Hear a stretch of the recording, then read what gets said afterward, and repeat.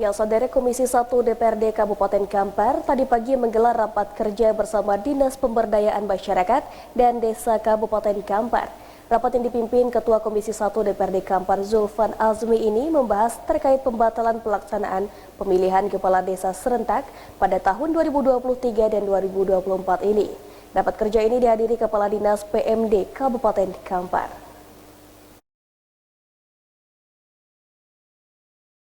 Rapat kerja antara Dinas Pemberdayaan Masyarakat dan Desa Kabupaten Kampar bersama Komisi 1 Dewan Perwakilan Rakyat Daerah Kabupaten Kampar ini dilaksanakan di ruang rapat Komisi 1 Gedung DPRD Kampar, Bangkinang.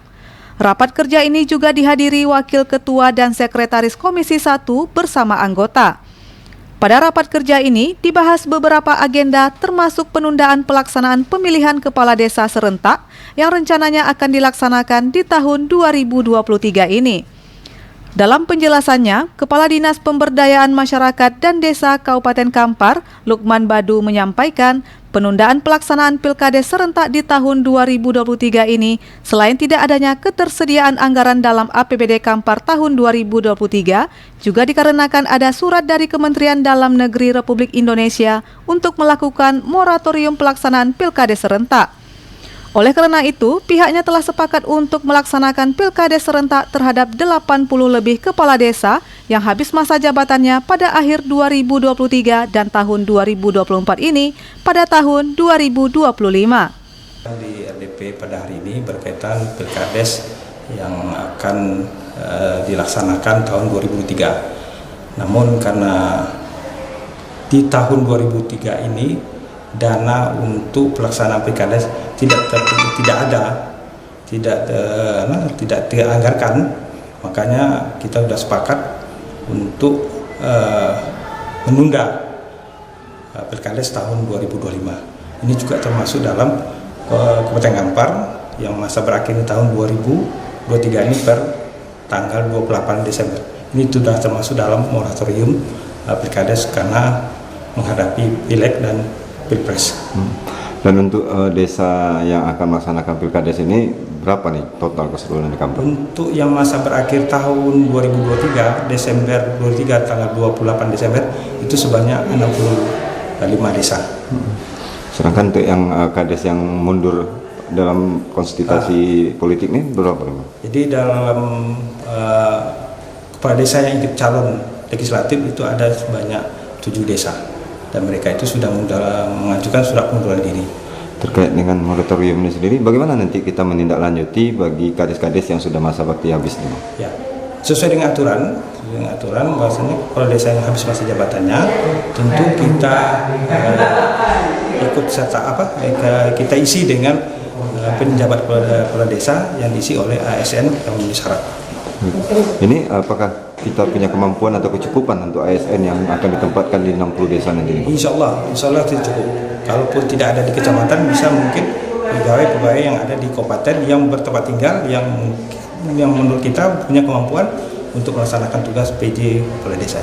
Minimal syarat menjadi PJ kepala desa di ASN ini golongan berapa atau pangkat berapa nih Pak? Kalau tidak dibicarakan golongan, tapi kita mengharapkan minimal 2C ke atas.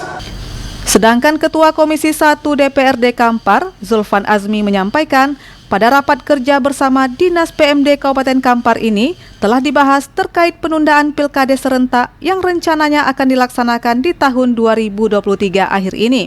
Dan dalam pembahasan tadi, telah diminta kepada pihak Dinas PMD untuk memastikan dengan penundaan pelaksanaan Pilkades serentak ini agar tidak terjadi kendala dalam pelayanan masyarakat di 60 desa yang nantinya akan dipimpin oleh penjabat kepala desa.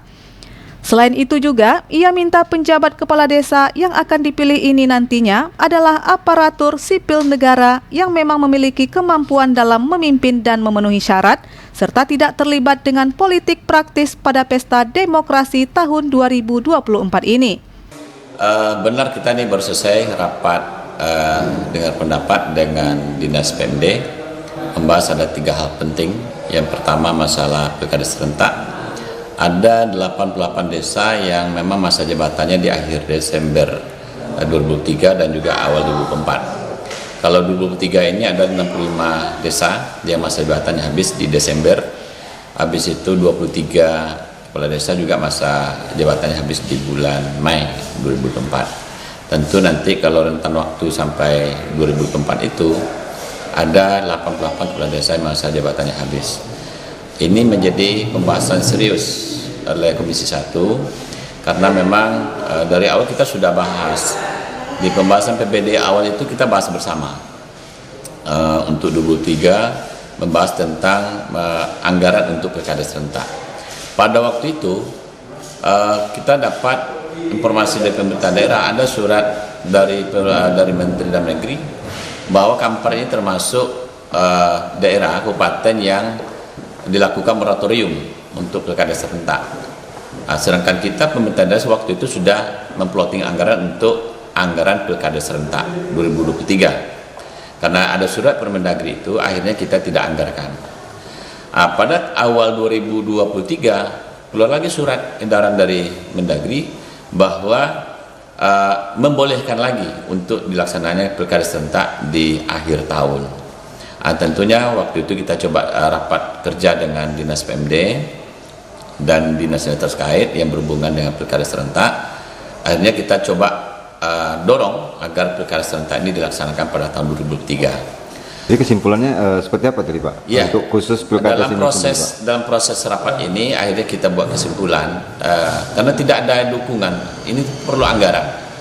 Anggaran tidak ada, tidak mungkin kita laksanakan tahapan-tahapan ini.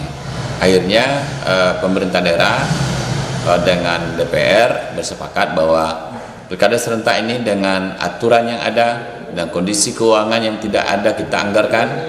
Hari ini kita sepakati untuk pelaksanaan pilkada serentak itu di 2025. Memang sebetulnya kita sangat miris pelaksanaan pilkada serentak itu dilaksanakan pada tahun 2025 karena kita tak ingin sebetulnya dalam pemilu ini kepala desa nanti terjadi PJ 88 PJ, coba bayangkan untuk pemilu ini saja. Menjelang akhir Desember dalam proses tahapan pemilu sudah 65 PJ yang mesti pemerintah daerah siapkan untuk menjadi PJ di 65 desa yang habis masa jabatannya. Dalam rapat kerja ini, Wakil Ketua DPRD Kampar dari fraksi Demokrat Tony Hidayat juga tampak hadir selaku koordinator Komisi 1. Dari Kabupaten Kampar, Anto Badai melaporkan.